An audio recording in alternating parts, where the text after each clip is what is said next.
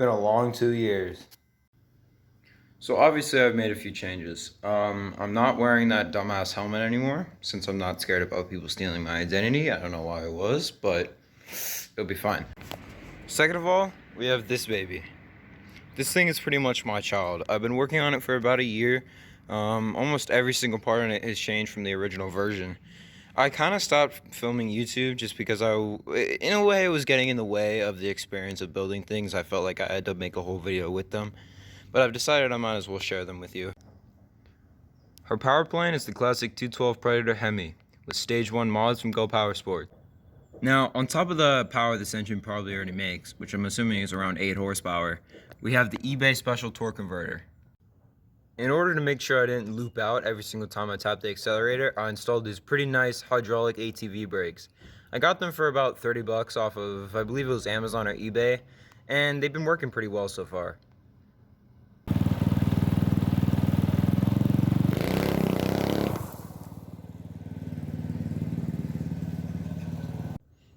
Most of the frame is made out of this somewhat thin wall 1x1 tubular steel. I didn't have a good metal supplier, and I didn't really feel like searching for one because I was lazy, so we got most of this at Lowe's. Pretty much all of this main frame ended up being around $60, and then we got some much thicker wall, if you can see right there, steel for the forks. Now before we work out some of the final kinks on this thing, let's take it for a test drive.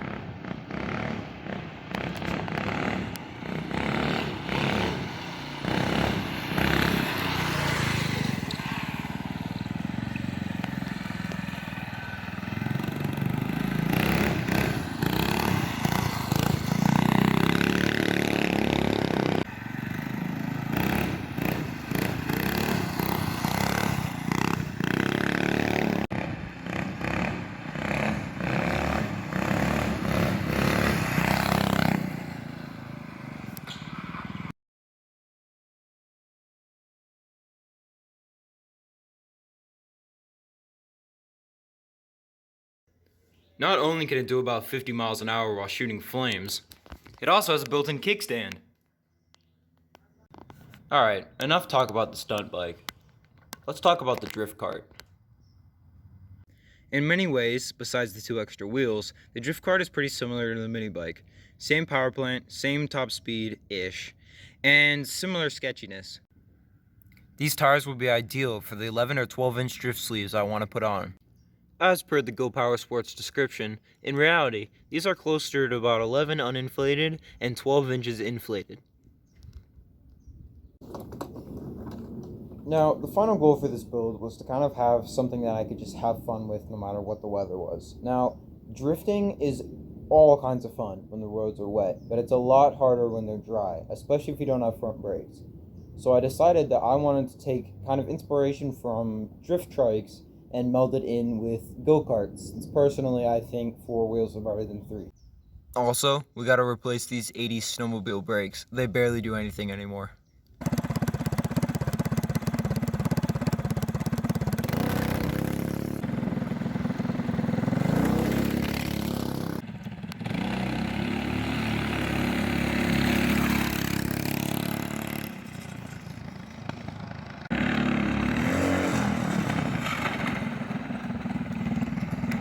Alright, so when you hear my engine rev super high and sound a little bit like a chainsaw, my chain actually fell off. And in the process of that, it got bunched up around the rear sprocket.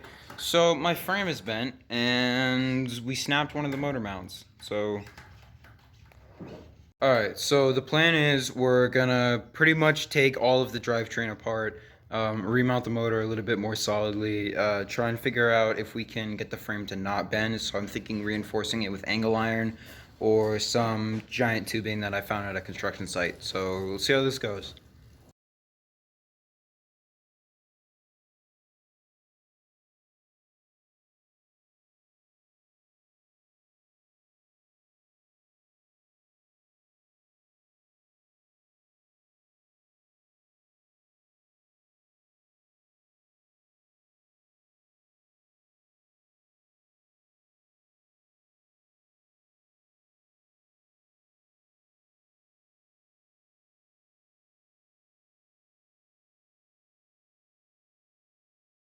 Alright, so to straighten out this piece that is somewhat, actually pretty far gone bent, we're going to throw this piece of angle iron in there. I think I'm just going to attach it to the holes right here, right here, right here, right here, and then maybe right there.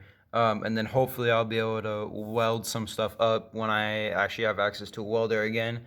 School's closed because of Corona, so that's fun.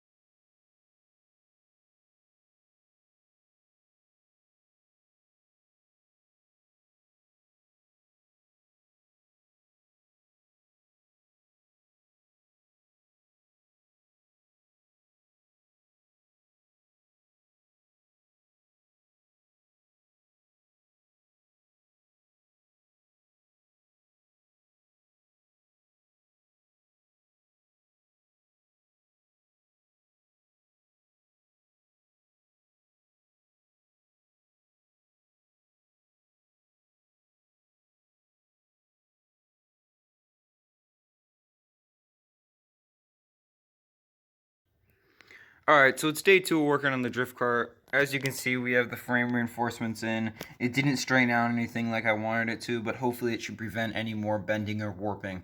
We're really quick gonna run to Lowe's, grab some longer bolts for the engine, make sure everything gets mounted. There's a small possibility that the engine will be leaning so far forward that we might have to modify the fuel system.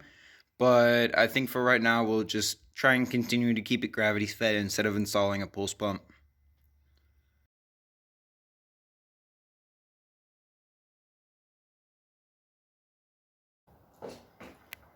So, did all that recording, and then realized that my phone was facing the ground for most of it. So, pretty much what I've done, I've gotten most of the motor mounts in, I'm making a spacer, and then we should be good. Gotta remount the chain, do a few things. I want to put new bolts in the seat, and I gotta resolder the kill switch, but besides that, we're doing well.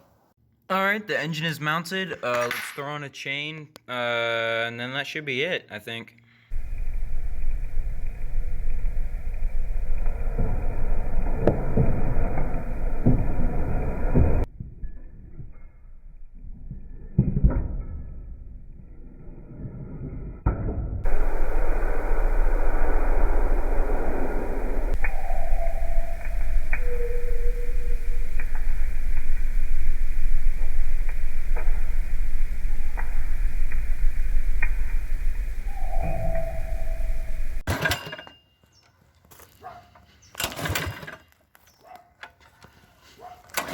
Come on.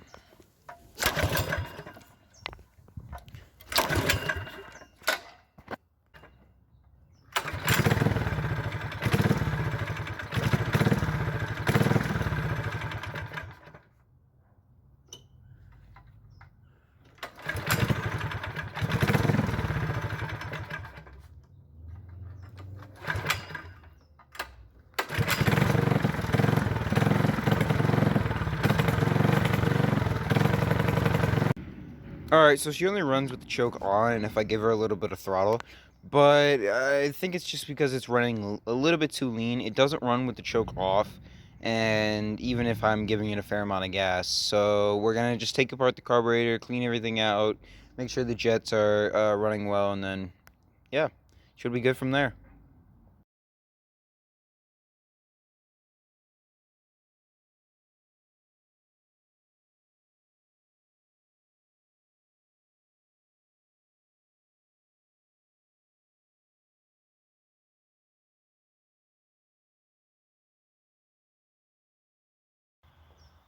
Hoy es día 13. Jesus, my Spanish is bad. I've been out of school for a while. It is day 3. I spent most of yesterday trying to get the engine running. I threw on a new air filter, and I threw on the old exhaust because I realized the carburetor is not jetted for stage 1 at all. So, it ran for a little bit yesterday. We're going to try it again today, see what we can do. First pull!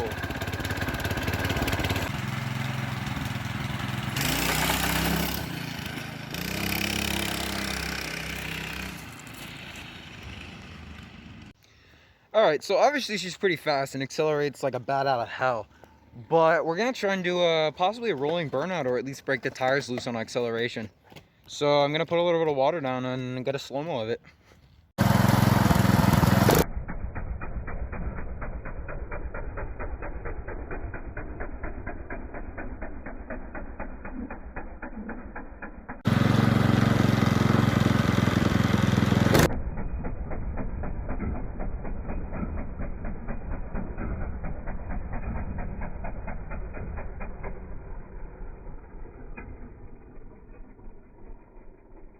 Problems with it. The chain continues to fall off just because it's somewhat loose, and working on chains takes forever. I'm a little tired of it. I kind of just want to drive, you know.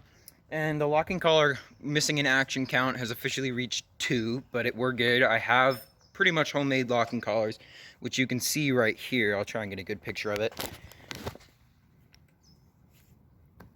Pretty cheap, work well. So, I guess till next time, guys. We still got a few things to do. I'll keep you guys updated, and I promise the next video isn't going to be in 3 years like it was last time.